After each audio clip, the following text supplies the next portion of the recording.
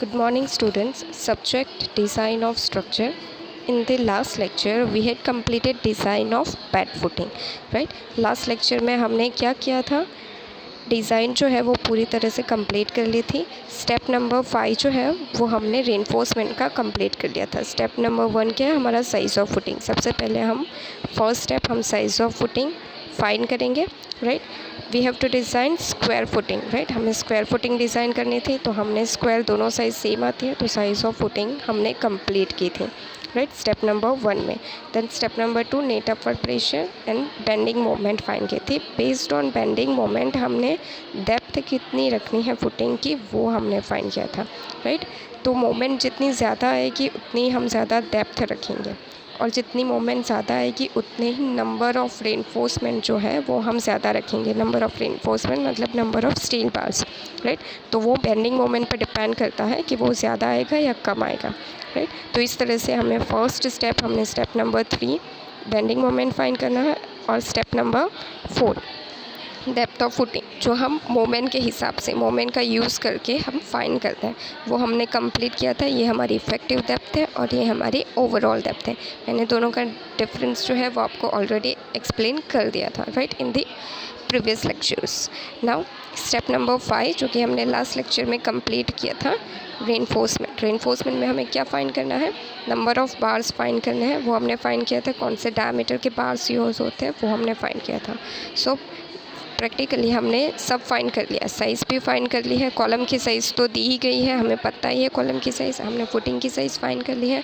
उसके डेप्थ, ये डेप्थ कितनी रखनी है, बेड फुटिंग मतलब यूनिफॉर्म डेप्थ है, ये डेप्थ कितनी रखनी है वो भी हमने स्टेप 4 में फाइंड कर लिया। और ये रेनफोर्समेंट जो हम यहाँ पे रखते हैं वो कितने नंबर्स ऑफ आएंगे, कितने डायमीटर के ये आएंगे, राइट। यहाँ पे ये रेनफोर्समेंट जो हमें रखने हैं वो भी हमने फाइंड कर लिया।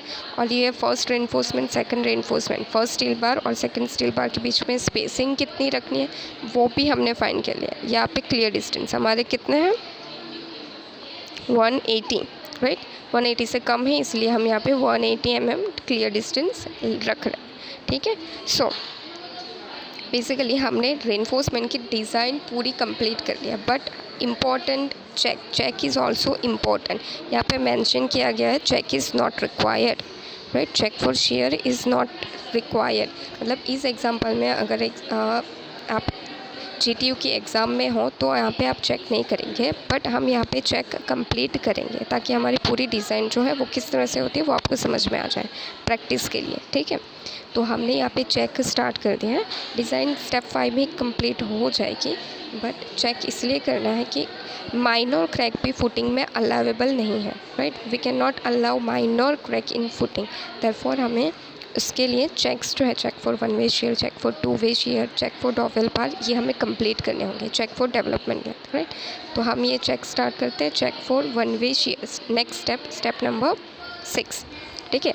तो इसमें किस तरह से होता है स्टेप नंबर 6 में, ये हम देखेंगे।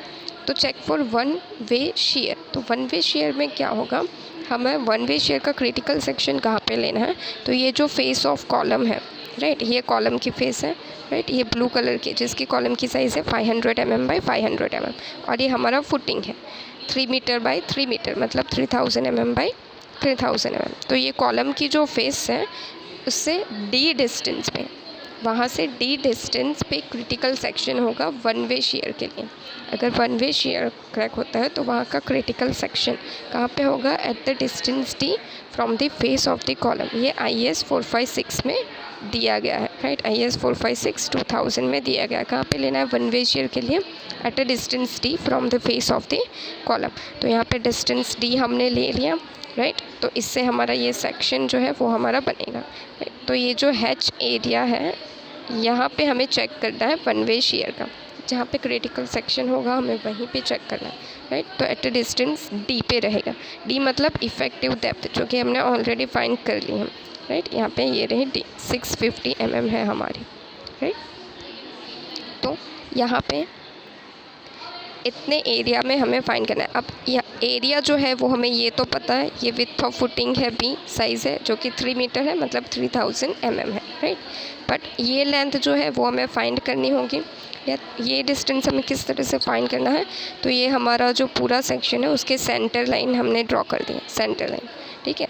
तो अगर ये 500 है कॉलम की साइज़, तो यहाँ पे कितना है, ये 500/2 विड्थ ऑफ कॉलम बाय 2 रहेगा ये डिस्टेंस, राइट। अगर ये width of footing total 3000 mm है, तो यहाँ पे हाफ रहेगी। हमने सेंटर से एक्सिस जो है वाई एक्सिस वो ड्रॉ कर ली, तो ये कितनी हो जाएगी, विड्थ ऑफ फुटिंग बाय 2, मतलब 3000, इतना डिस्टेंस कितना हो जाएगा, 3000/2, और ये इतना डिस्टेंस कितना हो जाएगा, 500/2 विड्थ ऑफ कॉलम बाय 2, ठीक है। तो अब हमें क्या करना है, हमारे पास ये लेंथ है 3000/2, उसमें से हम ये कॉलम की विड्थ ये भी डिडक्ट कर लेंगे 500/2, राइट। देन ये तो हमारे पास डी डिस्टेंस है ही, सो -d ये भी डिडक्ट कर लेंगे, तो हमें इतनी लेंथ मिल जाएगी, राइट। ये लेंथ हम किस तरह से फाइंड करेंगे, हमें ये पूरी लेंथ पता है, हमें ये लेंथ फाइंड करनी है। तो इस लेंथ में से हमें टोटल इतनी लेंथ जो है वो डिडक्ट करनी है। तो इतनी लेंथ हम किस तरह से डिडक्ट करेंगे, तो ये तो हमें पता ही है कि ये d है, तो रिमेनिंग लेंथ ये कितनी है, तो विड्थ ऑफ कॉलम बाय 2 है ना, राइट। तो हमें टोटल लेंथ जो है वो इस तरह से, अगर मैं इसको x इंडिकेट करती हूँ तो x इज़ इक्वल्स टू क्या हो जाएगा, ये अगर x है तो x इज़ इक्वल्स टू क्या हो जाएगा, विड्थ ऑफ फुटिंग बाय 2, मतलब ये विड्थ ऑफ फुटिंग बाय 2, ये टोटल विड्थ है, मैंने ये सेंटर लाइन ड्रॉ की है, तो ये width of footing by 2 minus, मैं क्या करूँगी, ये टोटल डिडक्ट करना है, तो ये डिस्टेंस कितना हो जाएगा, width of column by 2 minus d, तो इससे हमें ये x मिल जाएगा, ठीक है। तो यही मैंने किया है, विड्थ ऑफ फुटिंग बाय 2 मतलब 3000/2, विड्थ ऑफ कॉलम बाय 2 मतलब 5000/2, एंड d मतलब कितना है हमारा 650 mm, जो कि हमारी इफ़ेक्टिव डेप्थ है। अगर किसी की 600 आई है तो वो 600 लिखेंगे, राइट। सो इस तरह से यहाँ पे ये डिस्टेंस जो है वो मैंने फाइंड कर लिया है, 3000/2 माइनस 500/2 माइनस 650। सो आंसर कम 600 mm। ये सारी वैल्यू mm में, ऐसा नहीं करना है कि ये जो है वो हमने मीटर में ले लिया 3 मीटर, सॉरी ये जो है मैंने 3 मीटर ले लिया, राइट, और ये 500 mm ले रही हूँ। सारे यूनिट सेम ही होने चाहिए, तभी आप प्लस और माइनस कर सकते हैं, राइट। सो यहाँ पे mm में हमने यूनिट लिए थे सबके, so answer comes in mm, right. उसको हम मीटर में कन्वर्ट करेंगे, तो mm से मीटर का कन्वर्सेशन क्या होगा, divided by 1000, right. So answer is 0.6 meter, right. तो इस तरह से हमें ये हैच्ड एरिया जो है, जो कि क्रिटिकल है वन वे शेयर के लिए, वो मिल जाएगा, राइट। ये डिस्टेंस मिल गया, ये तो हमारा विड्थ ऑफ फुटिंग ही है, दैट इज़ 3000 mm, राइट। तो अब हम शेयर फोर्स जो है वो काउंट करेंगे, shear force on hatched area. तो शेयर फोर्स किस तरह से होगा, तो हमारे पास already net upward pressure P है, जो कि हमने स्टेप 2 में फाइंड किया था, राइट, नेट अपवर्ड प्रेशर। तो ये net upward pressure multiply by ये कितने एरिया में, नीचे जो है वो सॉइल है, सॉइल का नेट अपवर्ड प्रेशर हमें इतना एरिया में कितना लगता है वो हमें फाइंड करना है। So P multiply by this area, right, मतलब hatched area, so P multiply by hatched area, right. So hatched area कितना आएगा, तो ये डिस्टेंस कितना है हमारा 600 mm, जो कि हमने फाइंड किया, और ये कितना है 3 मीटर है। सो रेक्टेंगल का एरिया क्या आ जाएगा, ये 6 मीटर है ये डिस्टेंस, और ये 3 मीटर है, मतलब 3 मल्टीप्लाई बाय 0.6 मीटर, अगर हमें मीटर में रखना है तो, राइट। mm में रखना है तो 600 mm, sorry 600 mm multiply by 3000 mm, right. तो अब हम P की वैल्यू किस में है वो हम देख लेंगे स्टेप नंबर 2। तो स्टेप नंबर 2 में हम देख सकते हैं यहाँ पे P 266.67 kilo newton per meter square, meter में है और किलो न्यूटन में हमारे पास P की वैल्यू है, राइट। तो हम क्या करेंगे, यहाँ पे check for one way shear में kilo newton per meter square में रखा है, तो एरिया भी हम मीटर स्क्वायर में ही लेंगे। सो इसीलिए हम क्या कर रहे हैं, ये हमारा 0.6 मीटर है और ये हमारा 300 मीटर है, राइट। तो रेक्टेंगल हैच्ड एरिया कितना होगा, 0.6 मल्टीप्लाई बाय 3 मीटर, राइट। तो आंसर क्या आएगा 266.67 मल्टीप्लाई बाय हम ये वैल्यू करेंगे, so answer comes 480 kilo Newton. Pressure का यूनिट कितना है kilo newton per meter square, multiply by हम ये एरिया, इसका मीटर और इसका मीटर मतलब मीटर स्क्वायर ये कर रहा है, ये कैंसिल हो जाएगा। सो आंसर यूनिट क्या आएगा हमारा किलो न्यूटन में आएगा। सो यहाँ पे हमने शियर फोर्स जो है वो हमने फाइंड कर लिया है, राइट, 480 किलो न्यूटन। अब इसके हिसाब से हम क्या फाइंड करेंगे, nominal shear stress. One way shear के लिए हमें शियर स्ट्रेस फाइंड करना है, टाउ वी फाइंड करना है कि कितना स्ट्रेस जो है वो आ रहा है फुटिंग पे वन वे शियर में, जो क्रिटिकल सेक्शन है वहाँ पे कितना शियर आ रहा है वो हमें फाइंड करना है, ठीक है। तो उसके लिए हम क्या करेंगे, तो हम कोड का यूज़ करेंगे और फार्मूला कोड में दी गई है, मेंशन ही है कोड में, वो फार्मूला हम लिख लेंगे, राइट। हमने already shear force VU find कर लिया है, राइट, शियर फोर्स। नाउ अब हम कोड में पेज नंबर 72 फुटिंग का सेक्शन यूज़ करेंगे। सो IS 456/2000 पेज नंबर 72, राइट। तो यहाँ पे मैंने IS 456 जो है वो ओपन कर लिया है, राइट। यहाँ पे आप देख सकते हैं IS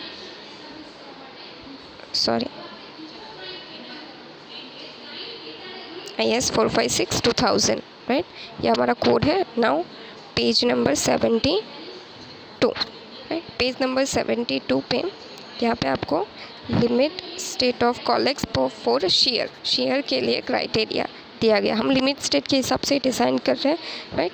तो यहाँ पे शेयर का 40 सेक्शन है, वो हम क्लोज नंबर 40 जो है वो हम यूज़ करेंगे। उसमें नॉमिनल शेयर स्ट्रेस जो हमें फाइंड करना है वो कितना रखना है, तो यहाँ पे लिखा गया है nominal shear stress in beam of uniform depth shall be obtain by following equation, right. So ये इक्वेशन जो है वो हमें यूज़ करना है। ये इक्वेशन क्या है, tau v is equals to VU by B into D, right. ये B सफिक्स D नहीं है, ये प्रिंटिंग मिस्टेक है, B इंटू D है, ये जो है वो B इंटू D है, VU by B into D, right. VU जो है वो हमारा शियर फोर्स है ड्यू टू डिज़ाइन लोड जो हमने फाइंड कर लिया है, राइट। B जो है वो विड्थ ऑफ मेंबर रहेगी और D इफेक्टिव डेप्थ रहेगी। इफेक्टिव डेप्थ हमारी कितनी है 650 mm है, राइट। और ये विड्थ ऑफ द मेंबर मतलब फुटिंग की हमें विड्थ लेनी है, राइट। सो इस तरह से हम नॉमिनल शियर फाइंड करेंगे।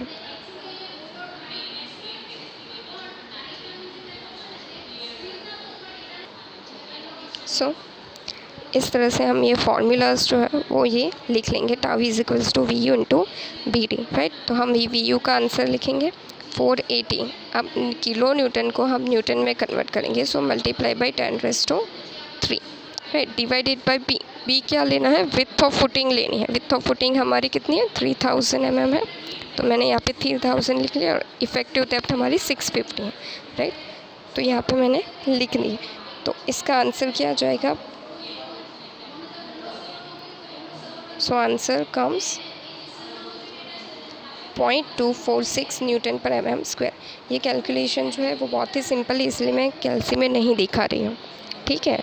अब यहाँ से आंसर जो है वो तो मिल गया 0.246 न्यूटन पर mm स्क्वायर, मतलब इतना स्ट्रेस जो है पर मीटर पर mm स्क्वायर एरिया में इतना न्यूटन लोड जो है वो आ रहा है, राइट। तो इतना स्ट्रेस जो है वो जनरेट हो रहा है फुटिंग में for one way share, right. तो हमें चेक क्या करना है कि वो अलावेबल स्ट्रेस जितना है उससे ज़्यादा तो नहीं है ना, मतलब अगर फुटिंग जो है वो सिर्फ 1 न्यूटन पर mm स्क्वायर जितना रेजिस्ट कर सकती है और आपका अगर shear stress 1 Newton mm square से ज़्यादा आ रहा है, राइट। तो अगर 1 न्यूटन mm स्क्वायर से ज़्यादा आ रहा है तो क्या हो जाएगा, शेयर में फेल हो जाएगा, मतलब हम वो फुटिंग जो है वो प्रोवाइड नहीं कर सकते, हमें फिर से उसकी डेप्थ जो है वो इंक्रीज़ करनी होगी, राइट। तो यही हमें चेक करते हैं। उसके लिए अलावेबल शेयर स्ट्रेस जो है, मतलब हमारा जो फुटिंग है उसकी स्ट्रेंथ कितनी है, वो कितना स्ट्रेस रेजिस्ट कर सकता है, वो हमें फाइंड करना है। मतलब ये टाउ वी जो है वो इतना आ रहा है फुटिंग के ऊपर, पर वो कितना रेजिस्ट कर सकता है, वो टाउ सी है, तो वो हम टाउ सी जो है वो पहले फाइंड कर लेंगे, राइट। सो टाउ सी फाइंड करने के लिए हमें यहाँ पे जो टेबल दी गई है वो यूज़ करनी है। Table number 19 page number 73, code यही है IS 456/2000, राइट। तो हम टेबल नंबर 19 ओपन करेंगे IS कोड में। सो IS 456/2000, right, page number 73, right. इसमें यहाँ पे आप देख सकते हैं टेबल नंबर 19 जो है वो दी गई है design shear strength of concrete, मतलब कंक्रीट की डिज़ाइन शेयर स्ट्रेंथ कितनी है वो टाउ सी, वो हमें इस टेबल से मिलेगी। तो टेबल में क्या है, कंक्रीट ग्रेड दिए गए हैं, राइट। ये सारी डिज़ाइन स्ट्रेंथ है अलग अलग कंक्रीट ग्रेड के लिए, राइट। तो कंक्रीट ग्रेड हमारा कितना है, M20 है, तो हमें M20 में से लेनी है। तो कहाँ से लेनी है, तो हमें ये वैल्यू भी चाहिए। ये क्या लिखा है, 100 AS/BD, 100 AS/BD मतलब क्या हुआ, परसेंटेज ऑफ स्टील।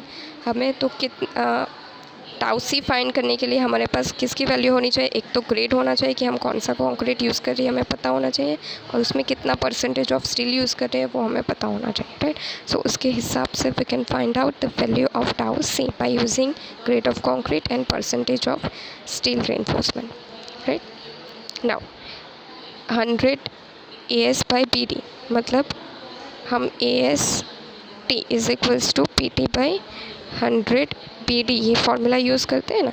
अगर हम PT को करता बनाते हैं तो क्या होगा, ये मल्टीप्लाई हो जाएगा, AST मल्टीप्लाई बाई 100, ये डिवाइड बाई में चला जाएगा BD।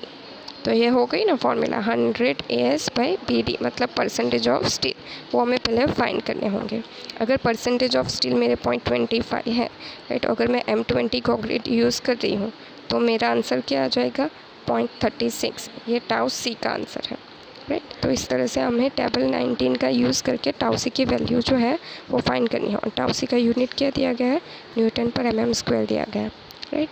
तो हम टाउ सी की वैल्यू फाइंड करेंगे, पहले AS परसेंटेज ऑफ स्टील जो है वो फाइंड कर लेंगे, राइट। सो हमने यहाँ पे परसेंटेज ऑफ स्टील जो है ये फार्मूला 100 AST/BD ये लिखनी है। हमारा AST प्रोवाइडेड कितना था वो हम देख लेते हैं। स्टेप नंबर 5 में ही है हमारा AST प्रोवाइडेड,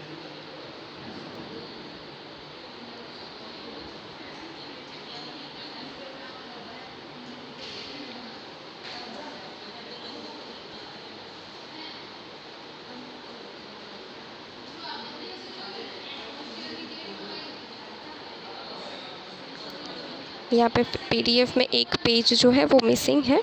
यहाँ पे हमने AST जो है वो फाइंड किया था, PT फाइंड करके AST is equals to PT by 100 BD, जो कि आपको आगे के लेक्चर में मिल जाएगा। ये जब स्टेप नंबर 5 कंप्लीट किया था ना तब, राइट। इस PDF में एक पेज मिसिंग है, राइट। सो उसमें आपको AST प्रोवाइडेड मिल जाएगा जो कि हमने 2817 प्रोवाइड किया था। AST प्रोवाइडेड ही लिखना है, AST रिक्वायर्ड इससे कम होगा, राइट। AST रिक्वायर्ड नहीं लिखना है, AST प्रोवाइडेड लिखना है। now 100 × 2817, B जो है वो हमारी 3000 है और D इफेक्टिव डेप्थ जो कि हमारी 650 है। So answer comes 0.145%। और हमारा FCK कितना है, 20। सो हमारा M20 ग्रेड है, राइट। FE 415 स्टील है और PT 0.145 है। तो इन दोनों के चलते हमारा टाउ सी कितना आएगा वो हम टेबल नंबर 19 से लिख लेंगे, राइट।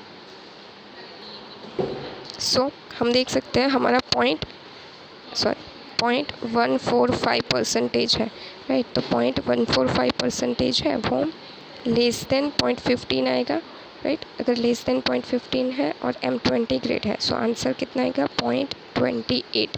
सो टाउ सी का आंसर कितना है हमारा, 0.28 Nm/mm²।